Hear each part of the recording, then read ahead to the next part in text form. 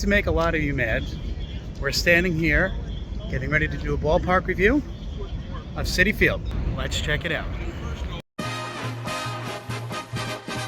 Absolute number one, very favorite feature about this ballpark, without a doubt, hands down, is the outside of the ballpark. It's beautiful. Absolutely gorgeous. Looks like Ebbets Field.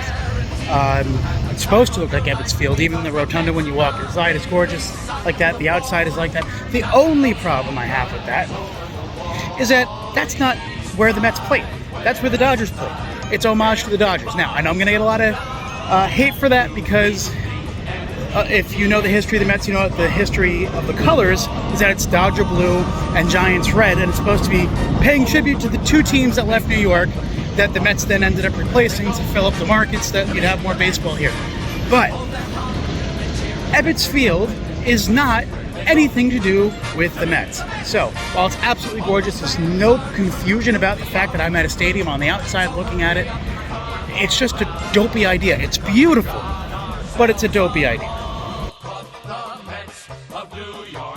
So even though I'm a New Yorker, and a lot of you know that I take a lot of pride in New York, I want to make it abundantly clear, I am not a Mets fan. So if I say positive things about the Mets or Citi Field, it's not because I'm a homer. In fact, I can't stand most Met fans, but I'm not a Met fan nor a Yankee fan, just a baseball fan. So take everything with what I say with some neutrality, because I'm really not trying to be a homer here.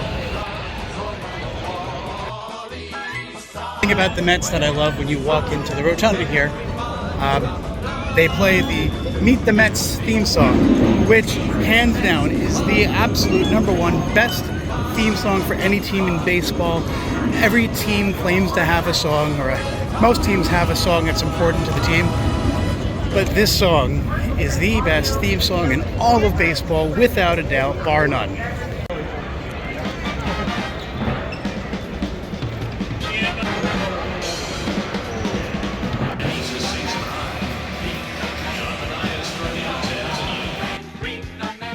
Really unique to Citi Field is they did a good job trying to connect to the city and a little bit to their past. This is the nicest thing that they have that connects to their past, though. We've got the Shea Bridge out here in right field. Of course, Shea Stadium is 64 to 2008. This place opened in 09.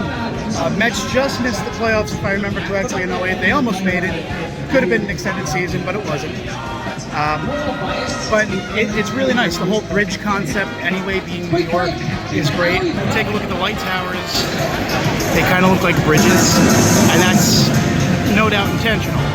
They tried their best here to connect to New York. I really wish that they didn't make it as much of a connection to the Giants, and especially the Dodgers, but they did some things that are unique to here, and I do appreciate that. Tony and Freddie Freeman of the Dodgers. The outfielders also posted a .950 OPS with runners in scoring position this year. Designed this place, they made it entirely too big, too much of a pitcher's ballpark, so they had to take the wall and move it up. It just looks sloppy. It looks sloppy. Reminds me a lot of Anaheim back here and where the Tigers play in America. You could have done better, especially being a more modern ballpark. It's sad.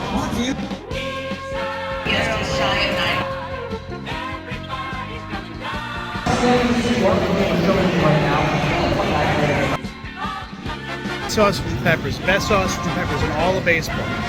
Doesn't matter where. Milwaukee's great, Seattle's great, but this is number one right here. Premio sausage upstairs behind home plate. Something special, just hits different here. It's the best. The best.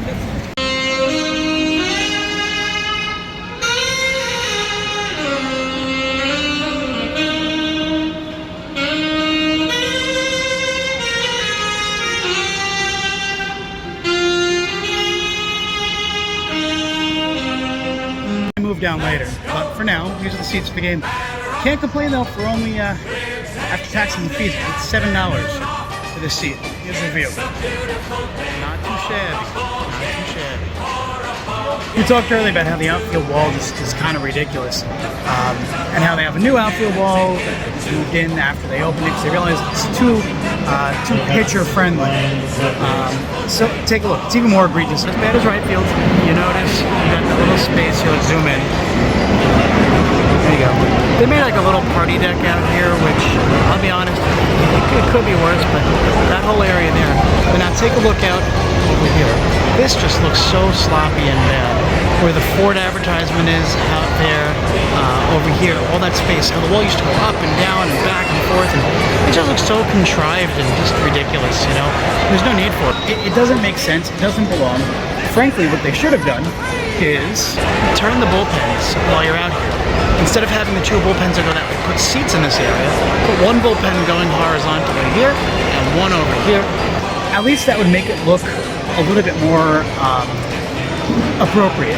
It looks like those cutouts make sense, because, all right, you got a cutout there for the bullpen on one side, that's why it pops out and looks ridiculous. The other side, at least, it would be equal, and then you can see into the bullpens a little bit better than you can now. But it's just a sloppy, not so great job by the Mets. Could have done better.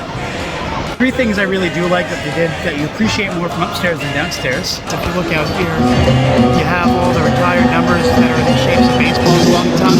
Very nice. And also all the flags that go around the top of the stadium. Very nice. Love that. Not every stadium does that, at least to that degree. And they have all the pennant banners hanging up at the edge over here.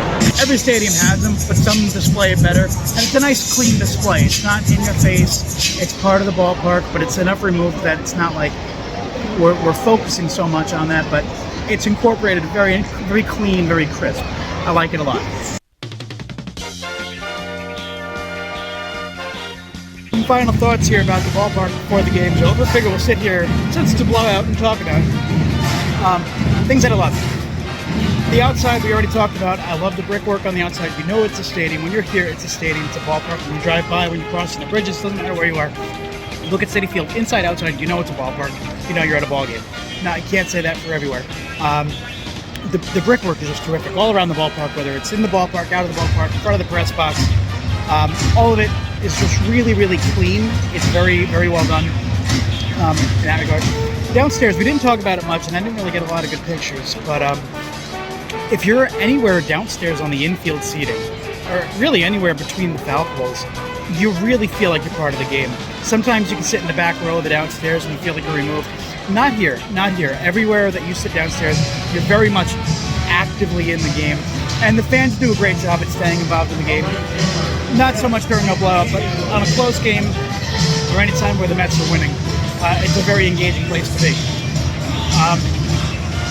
Speaking of the crowd, though, we're here on a day game, and whether it's a day game or a night game, anytime I've ever been here, very, very, very much family oriented. They care very much about the kids and the families and the promos and stuff like that, as it applies to the fans and families. So great job by the Mets for that.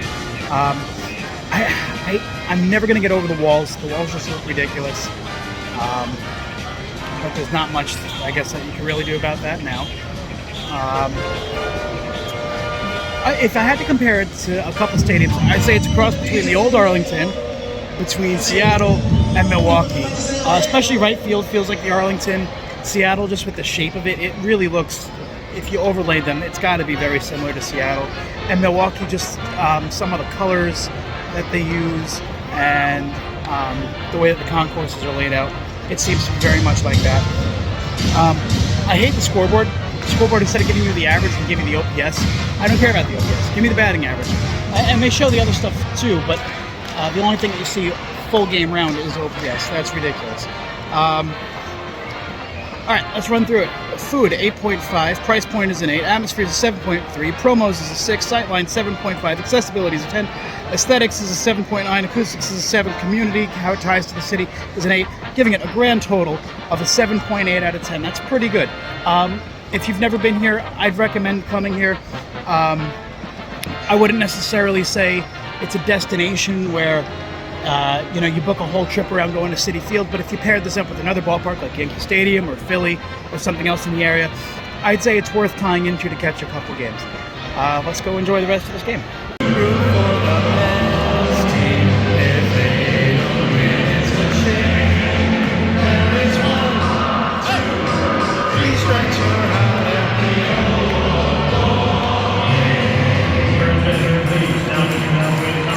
forgot to mention that I really like about this place, and it's a good job. Talk about paying homage to the past.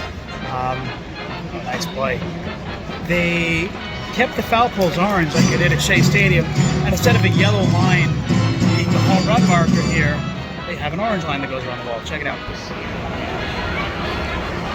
They got a nice orange bit going around instead of the yellow. If I'm not mistaken, it's the only ballpark with orange poles, or poles that aren't yellow for that matter. If you could think of another one where that's not the case, let me know, but I'm almost positive that that's what they got going on here. It's very unique to them. And the Mets lose in a very disappointing but very expected fashion, because they're the Mets. 8-3 is the final. Minnesota wins. That's all I got from here. Let's head home and, well, I'll catch you in the next video. For now, let's go Mets.